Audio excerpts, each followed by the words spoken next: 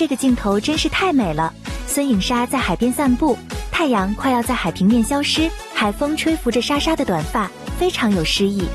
孙颖莎刚刚更新了短视频账号，配文：夕阳看了很美，下一站继续加油。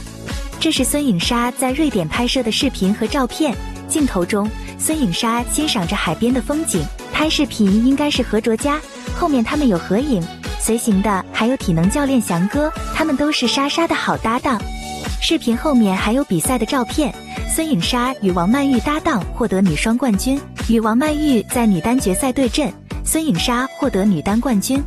还有与马林教练合影，与邱怡可合影，瑞典大满贯圆满收官。下一个大赛就是9月底的北京大满贯，孙颖莎也期待能在家门口实现卫冕。